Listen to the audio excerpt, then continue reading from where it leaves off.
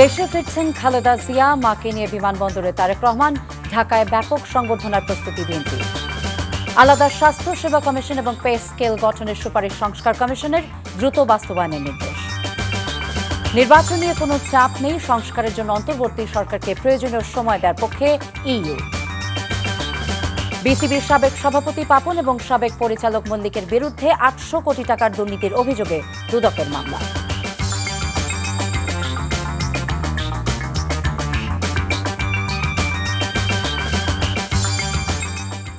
আসসালামু আলাইকুম, ফারজানা নাহিদ জানাচ্ছি এনটিভিতে সন্ধ্যার খবর। ক্রাউন সিমেন্ট শিরোনাম দেখছিলেন, নিয়ে যাব পুরো খবরে। দুই পুত্রবধূ সহ কাল দেশে ফিরছেন বিএনপি চেয়ারপারসন বেগম খালেদা জিয়া। ইতোমধ্যে লন্ডনের বাসা থেকে হিথ্রো বিমানবন্দরের উদ্দেশ্যে রওনা করেছেন তিনি। কাতারের আমিরের দেয়া এয়ার অ্যাম্বুলেন্সে করে মঙ্গলবার বাংলাদেশ সময় সকাল 10:30টায় ঢাকায় পৌঁছাবেন সাবেক এই প্রধানমন্ত্রী। বেগম জিয়ার দেশে ফেরা নিয়ে উচ্ছ্বসিত দলীয় নেতাকর্মীরা। ইফতেখার রেজা রিপোর্ট। উন্নত চিকিৎসা শেষে প্রায় 4 মাস পর দুই পুত্রবধূ সহ মঙ্গলবার দেশে ফিরবেন বিএনপি চেয়ারপারসন বেগম খালেদা জিয়া। বেগম জিয়ার দেশে ফেরা নিয়ে চাঙ্গা জাতীয় রাজনীতি ও বিএনপি সাংগঠনিক কর্মতৎপরতা। বিমানবন্দরে বিএনপি প্রধানকে অভিনন্দন জানাতে দলের পক্ষ থেকে নেতাকর্মীদের দেওয়া হয়েছে নির্দেশনা। বিমানবন্দর থেকে বেগম খালেদা জিয়ার গাড়িবহর কুড়িল বিশ্ব রোড হয়ে কাকলী সড়ক পেরিয়ে গুলশান 2 গোল চক্কর ঘুরে পৌঁছাবে বাসভবন ফিরোজায়। বেগম জিয়ার আগমনকে ঘিরে পরিষ্কার পরিচ্ছন্ন করা হচ্ছে তার বাসভবন। এদিকে ডাক্তার জোবাইদা রহমানের আগমনকে ঘিরে পরিচর্যা করা হচ্ছে ধানমন্ডির পৈতৃক নিবাসও। বেগম খালেদা জিয়ার আগমনকে ঘিরে উজ্জীবিত বিএনপি নেতাকর্মীরা। নেত্রীর দেশে ফিরে আসা দলকে আরো শক্ত অবস্থানে নিয়ে যাবে উল্লেখ করে বিএনপি নেতারা বলছেন, বেগম জিয়ার দেশে ফেরা দেশের গণতান্ত্রিক প্রক্রিয়াকে ত্বরান্বিত করবে। ঢাকা বিমানবন্দর থেকে কাকলী পর্যন্ত ম্যাডাম আসবেন এবং স্বাভাবিকভাবেই একটা আপনার জনসমাবেশ হবে। কোন রকমের রাস্তায় যেন কেউ না দাঁড়ায়, ট্রাফিক বিঘ্নিত না করে, যাতে করে পরীক্ষার্থীদের কোনো অসুবিধা হয়। তো আমরা এই যে সাময়িকভাবে কিছু সমস্যা তৈরি হতে পারে ট্রাফিকের, আমরা যথাসাধ্য চেষ্টা করব যাতে আপনার পরীক্ষার্থীদের কোনো অসুবিধা না হয়। সবাই মিলে আমরা চেষ্টা করব। এদিকে জনসাধারণকে রাস্তা পরিহার করে ফুটপাতে অবস্থান করা এবং সকাল থেকে দুপুর পর্যন্ত গুলশান বনানী থেকে উত্তরা যেতে বিকল্প রাস্তা ব্যবহারের অনুরোধ করেছে Dhaka metropolitan police. Iftekhar Reza, NTV news, Dhaka. স্বাস্থ্য সংক্রান্ত সকল সরকারি প্রতিষ্ঠানকে একীভূত করে পৃথক স্বাস্থ্য সেবা কমিশন গঠন এবং স্বাস্থ্যসেবা পাওয়াকে মৌলিক অধিকার হিসেবে সংবিধানে অন্তর্ভুক্ত করার সুপারিশ করেছে স্বাস্থ্য খাত বিষয়ক সংস্কার কমিশন।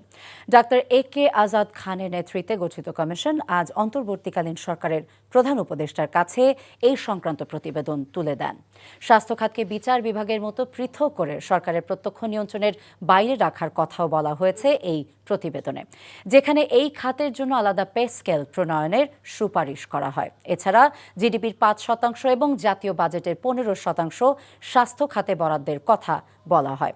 ওষুধ কোম্পানিগুলো তাদের পণ্যের পরিচিতির জন্য সরাসরি কোনো চিকিৎসকের সাথে দেখা করতে পারবেন না, তারা শুধু ইমেইলের মাধ্যমে ওষুধের প্রমোশন করতে পারবেন। রোগীর ব্যবস্থাপত্রে চিকিৎসকের প্রাথমিকভাবে 25% জেনেরিক ওষুধ লিখতে হবে এবং 5 বছর পর সব ওষুধই জেনেরিক নামে লেখার বাধ্যবাধকতা রাখা হয়েছে প্রতিবেদনে। প্রধান উপদেষ্টা সুপারিশমালা দ্রুত বাস্তবায়নের নির্দেশনা দেন। নির্দিষ্ট সময়ের ভেতর বাংলাদেশের সংসদ নির্বাচন আয়োজনে ইউরোপীয় ইউনিয়ন চাপ দেবে না বলে জানিয়েছেন বাংলাদেশে নিযুক্ত ইউরোপীয় ইউনিয়নের রাষ্ট্রদূত মাইকেল মিলার। দুপুরে প্রেস ক্লাবে কূটনৈতিক সাংবাদিকদের সংগঠন ডি-ক্যাব আয়োজিত এক অনুষ্ঠানে তিনি এসব কথা বলেন একটি সুষ্ঠু নিরপেক্ষ নির্বাচনের প্রত্যাশা করছে ইইউ। যৌক্তিক সংস্কারের জন্য অন্তর্বর্তী সরকারের প্রয়োজনীয় সময় পাওয়া উচিত বলেও জানান তিনি। জুলাই গণহত্যার সাথে জড়িতদের স্বচ্ছভাবে বিচারের মুখোমুখি করতে আহ্বান জানান মাইকেল মিলার।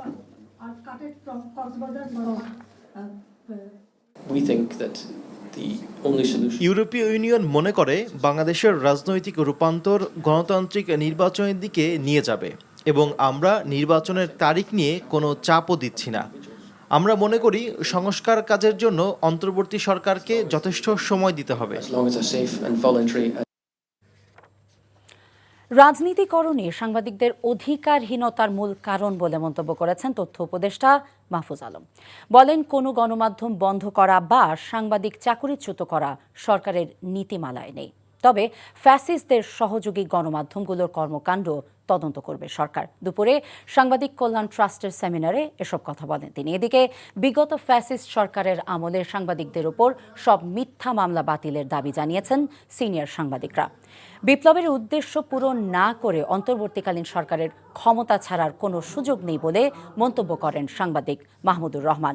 আর বিগত ফ্যাসিস্ট সরকারের আমলে সাংবাদিকদের উপর মিথ্যা মামলা বাতিল করার দাবি জানান সিনিয়র সাংবাদিক শফিক রেহমান।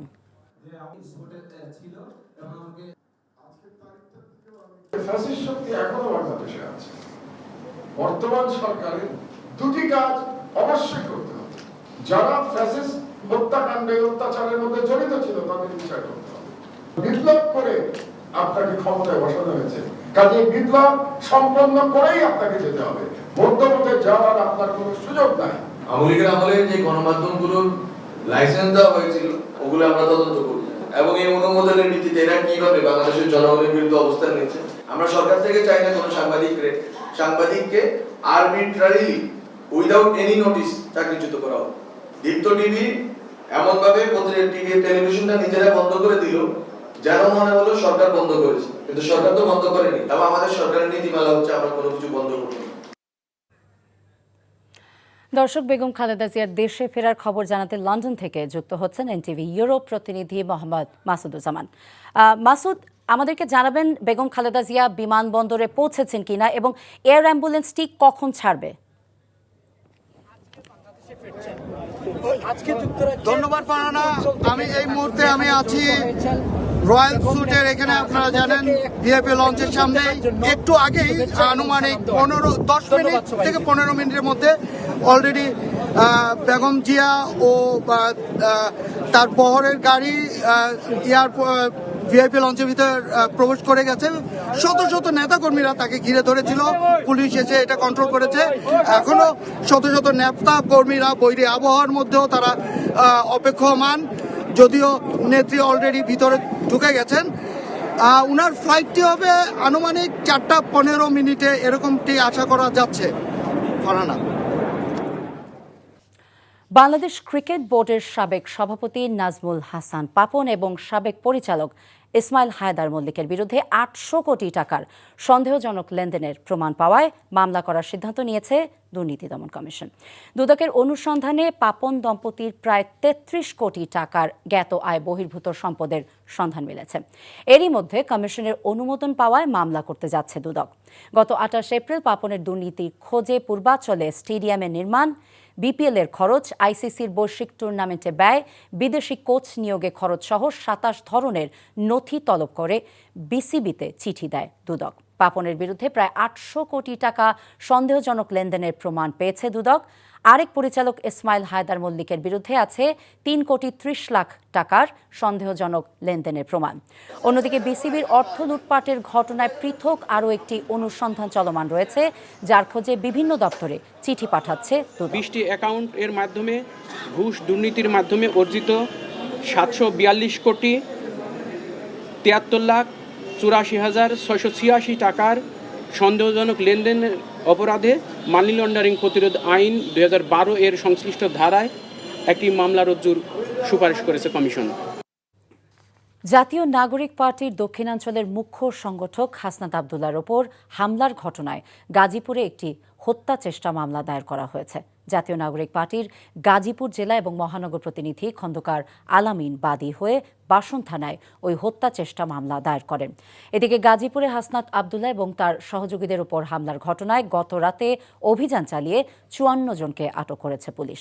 রোববার কৃষি বিশ্ববিদ্যালয়ের পার্শ্ববর্তী এলাকায় একটি অনুষ্ঠান শেষে ঢাকায় ফিরছিলেন হাসনাত আবদুল্লাহ। গাজীপুরের চান্দনা চৌরাস্তা এলাকায় তার গাড়ি জ্যামে আটকে থাকা অবস্থায় 4-5টি মোটর সাইকেলে আসা দুর্বৃত্তরা তার গাড়িতে হামলা চালায়। এতে গাড়ির গ্লাস এবং উইন্ডশিল্ড ভেঙে যায়। আঘাত পান হাসনাত আবদুল্লাহ। রাজধানীর বেইলি রোডে একটি রেস্তোরাঁয় আগুন লেগেছে। সন্ধ্যা 6:45টার দিকে আগুন লাগে। আগুন নিয়ন্ত্রণে কাজ করছে ফায়ার সার্ভিসের 9টি ইউনিট। মুহূর্তেই আগুন ছড়িয়ে পড়ে। এতে আতঙ্কিত হয়ে ছোটাছুটি করেন সেখানকার অনেকেই। এতে ওই এলাকার সড়কে যানবাহন চলাচল বন্ধ হয়ে যায়। ফায়ার সার্ভিস জানায় শুরুতে 3টি ইউনিট আগুন নিয়ন্ত্রণের কাজ শুরু করে, পরে আরও 6টি ইউনিট পাঠানো হয়। তবে কিভাবে আগুন লেগেছে এখনও তা জানা যায়নি। তাৎক্ষণিকভাবে আগুনে হতাহতের খবর পাওয়া যায়নি। দিনের ভোট আর রাতে হবে না বলে জানিয়েছেন প্রধান নির্বাচন কমিশনার AMM নাসির উদ্দিন। দুপুরে ময়মনসিংহ সিটি কর্পোরেশন হলরুমে ভোটার তালিকা হালনাগাদ এবং আগামী জাতীয় নির্বাচন উপলক্ষে নির্বাচন কর্মকর্তাদের সাথে মতবিনিময়কালে তিনি এসব কথা বলেন। সিসি বলেন, জাতীয় নির্বাচন কখন হবে সেই বিষয়ে প্রধান উপদেষ্টা নিজেই ঘোষণা দিয়েছেন। কমিশনের কাজ হচ্ছে সুষ্ঠু নির্বাচনের লক্ষ্যে কাজ করা। বলেন, স্থানীয় সরকার নির্বাচন নিয়ে স্থানীয় সরকার সিদ্ধান্ত নেবে। সভায় সভাপতিত্ব করেন আঞ্চলিক নির্বাচন কর্মকর্তা মোহাম্মদ শাহিনুল ইসলাম প্রামাণিক। অবৈধভাবে কোনো বাংলাদেশি ইতালিতে থাকলে তাদের বৈধতা দিতে দেশটির স্বরাষ্ট্রমন্ত্রীর কাছে অনুরোধ করা হয়েছে বলে জানিয়েছেন স্বরাষ্ট্র উপদেষ্টা অবসরপ্রাপ্ত লেফটেন্যান্ট জেনারেল জাহাঙ্গীর আলম চৌধুরী। বিকেলে সচিবালয়ে তার সাথে ইতালির স্বরাষ্ট্রমন্ত্রী মাতেও পিয়ান টেডিওসের দ্বিপাক্ষিক বৈঠক শেষে একথা বলেন তিনি। বর্তমানে ইতালিতে ইউরোপের মধ্যে সর্বোচ্চ সংখ্যক প্রবাসী বাংলাদেশি আছেন জানিয়ে স্বরাষ্ট্র উপদেষ্টা বলেন, সামনে আরও কর্মী নেবে দেশটি, তবে যথাযথ প্রক্রিয়া অনুসরণ করে বাংলাদেশ থেকেই ভিসা নিয়ে যেতে ইতালির স্বরাষ্ট্রমন্ত্রী অনুরোধ করেছেন বলেও জানান তিনি।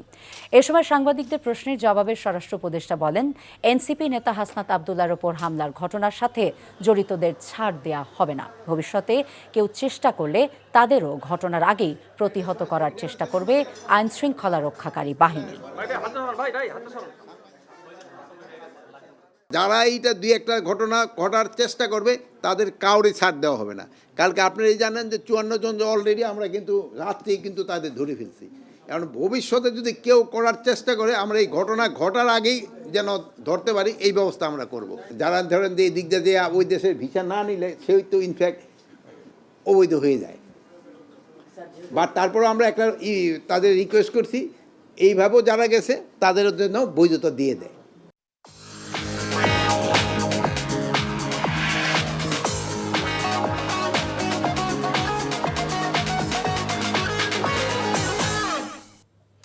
মার্কেন্টাইল ব্যাংক অর্থনীতির খবর। মালয়েশিয়া সহ সকল বন্ধ শ্রমবাজার খুলে দেওয়ার দাবিতে মানববন্ধন করেছেন Bangladesh association of international recruiting agencies বাইরা। সকালে রাজধানী ইস্কাটনে প্রবাসী কল্যাণ ভবনের সামনে এই মানববন্ধনে অংশ নেয় বাইরা সদস্যরা। নেতৃবৃন্দ অভিযোগ করেন, একটি মহল শ্রমবাজার ধ্বংসের পায়তারা করছে। এই পক্ষটি প্রতিবেশী দেশের স্বার্থ রক্ষা করছে। তারা শ্রমবাজার খোলার সরকারি প্রচেষ্টা বিরোধী কাজ করছে। একটি সুষ্ঠু নীতিমালার মাধ্যমে শ্রমিকেরা যাতে নিরাপদে এবং অল্প খরচে বিদেশে গিয়ে কাজ করতে পারে সেই বিষয়টি নিশ্চিতের দাবিও জানানো হয়। পাশাপাশি নতুন নতুন শ্রমবাজার খোঁজার জন্য সরকারের প্রতি আহ্বানও জানান বাইরা নেতারা।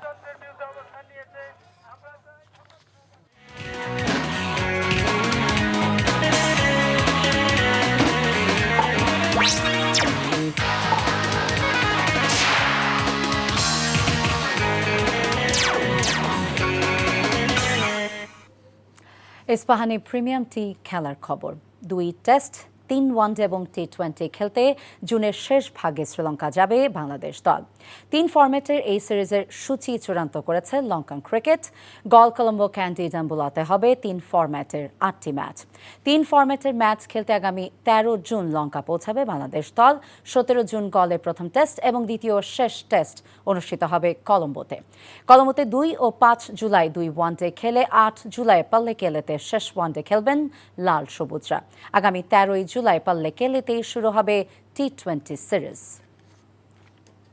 খবর শেষ করছি, যাবার আগে তাই ক্রাউন সিমেন্ট শিরোনামগুলো আরও একবার। দেশে ফিরছেন খালেদা জিয়া, মাকে নিয়ে বিমানবন্দরে তারেক রহমান। ঢাকায় ব্যাপক সংবর্ধনার প্রস্তুতি বিএনপি। আলাদা স্বাস্থ্য সেবা কমিশন এবং পে স্কেল গঠনের সুপারিশ সংস্কার কমিশনের দ্রুত বাস্তবায়নের নির্দেশ। নির্বাচন নিয়ে কোনো চাপ নেই, সংস্কারের জন্য অন্তর্বর্তী সরকারকে প্রয়োজনীয় সময় দেওয়ার পক্ষে ইইউ। বিসিবির সাবেক সভাপতি পাপন এবং সাবেক পরিচালক মল্লিকের বিরুদ্ধে 800 কোটি টাকার দুর্নীতির অভিযোগে দুদকের মামলা। এই ছিল সন্ধ্যার খবরে। এই খবরের ভিডিও সব আপডেট জানতে ভিজিট করুন এনটিভি অনলাইন www.ntvbd.com। এছাড়া এনটিভির জনপ্রিয় সব অনুষ্ঠান এবং খবরের আপডেট জানতে ভিজিট করুন আমাদের ইউটিউব এবং ভেরিফাইড ফেসবুক পেজ। রাত 10:30টায় রাতের খবর দেখার আমন্ত্রণ রইল। সবাইকে ধন্যবাদ।